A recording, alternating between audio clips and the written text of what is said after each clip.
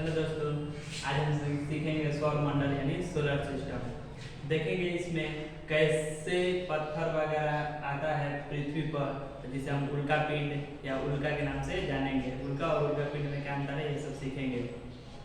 और देखेंगे कि इसमें जैसे कि लोग मन्नत मांगता है, लोग तारा टूट रहा है, तारा टूट रहा है, तो वो तारा नहीं टूटता है। वो इसमें हम देखेंगे। मन्नत मांगता है लोग कि तारा टूट गया, उनको मैट्रिक में पास करा दीजिए, या कुछ भी मन्नत लोग मांगते हैं ना कि मेरा भैंसिया ज़्यादा दूध नहीं दे रही है, ज़्यादा दूध देने लगे, मन्नत वगैरह मांगते हैं। देखिए इसमें समझते हैं कि कैसे ये सब तारा उल्का पिंड वगैरह समझेंगे। यह है सूर्य। सूर्य जो है, सूर्य का सबसे जो नजदीक ग्रह है जिसका नाम है बुध ग्रह। यह बुध ग्रह सबसे छोटा ग्रह है और इसका एक भी उपग्रह नहीं है। इसका एक भी उपग्रह नहीं है। उपग्रह का मतलब समझिए नौकर। नौकर जैसे आगे पीछे घूमते रहता है ना, समझने के लिए नौकर आगे पीछे घूमते रहता है, तो उसी तरह उपग्रह जैसे पृथ्वी के आगे पीछे चंद्रमा घूमते रहता है, तो पृथ्वी का एक उपग्रह हो जाएगा जिसका नाम है चंद्रमा। इसी तरह बुध का एक भी उपग्रह नहीं है, शुक्र का भी नहीं है। शुरू से चलते लाइन से देखेंगे। सूर्य का जो सबसे नजदीक ग्रह है वो है बुध ग्रह। इसका एक भी उपग्रह नहीं है। यह सूर्य से सबसे नजदीक का ग्रह है बुध ग्रह। दो नंबर है शुक्र ग्रह। शुक्र ग्रह सूर्य से दूसरा नंबर पर है शुक्र ग्रह। इसे हम भोर का तारा, शाम का तारा, जुड़वा ग्रहण, इसे हम शुक्र ग्रह को बोलते हैं। शुक्र ग्रह सबसे चमकीला ग्रह भी इसे हम बोलते हैं। सबसे चमकीला ग्रह शुक्र को ही बोलते हैं।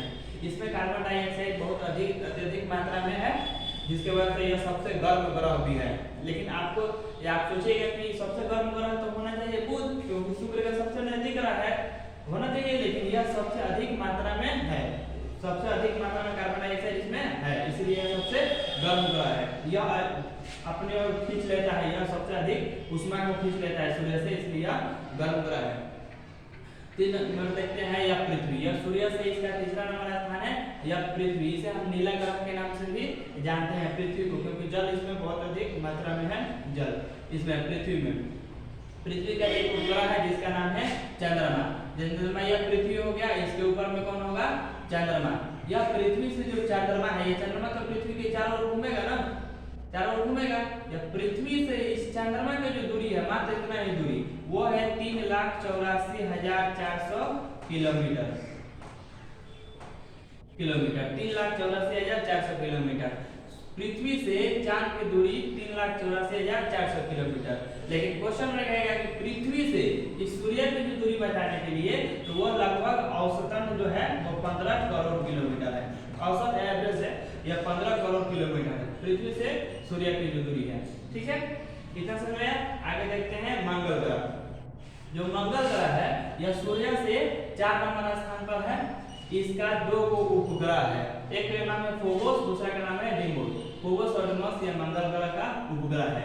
इसके बाद ये सब जो है वो सब पत्थर वगैरह है आकाश में, आसमान में, अंतरिक्ष में। ये सब पत्थर वगैरह हवा में, हवा का नहीं, पूरा एकदम पूरा पत्थर वगैरह है।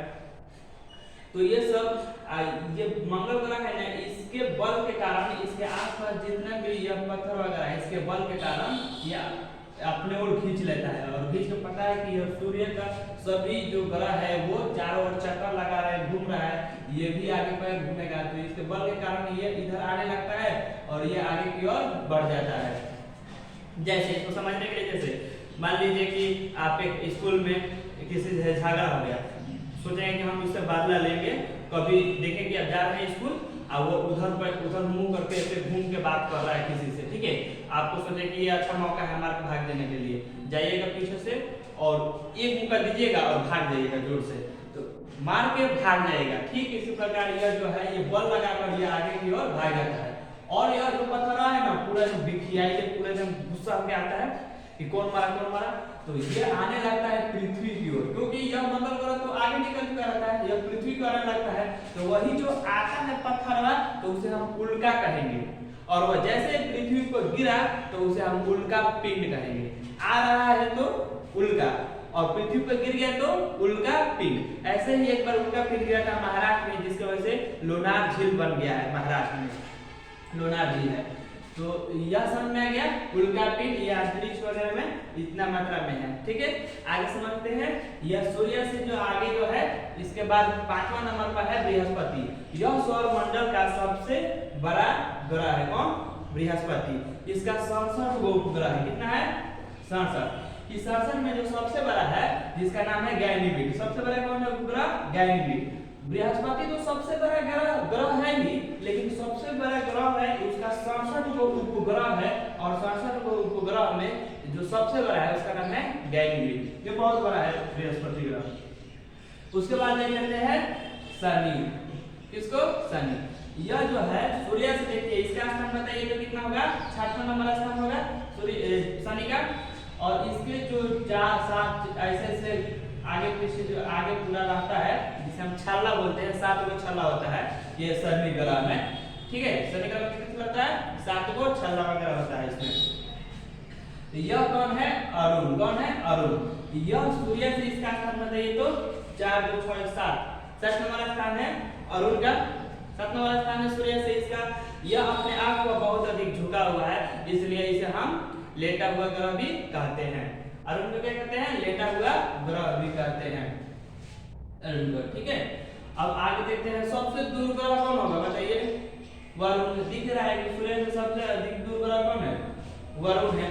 यह सूर्य से कितने नंबर पर है? तो 8वें नंबर पर है। तो सबसे दूर ग्रह कौन होगा?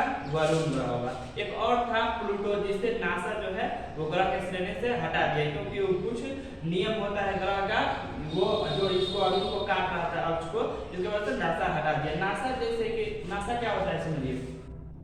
नासा यह अमेरिका में जहाँ जैसे कि वैज्ञानिक लोग होते हैं, साइंटिस्ट वगैरह लोग, तो जहाँ पे बैठते हैं ना पूरा एकदम, उसे अमेरिका में जहाँ बैठते हैं उसे नासा बोलते हैं, और भारत में इसरो को कहते हैं। भारत में इसरो है और अमेरिका में क्या है? नासा है। नासा का फुल फॉर्म होता है नेशनल एरोनॉटिक्स स्पेस एडमिनिस्ट्रेशन। ये इसरो का फुल फॉर्म होता है इंडियन स्पेस रिसर्च ऑर्गेनाइजेशन। ये भारत का है और यह अमेरिका का है। इसने हटा दिया था प्लूटो को। आई होप कि आपको यह वीडियो समझ में आया होगा। Thank you.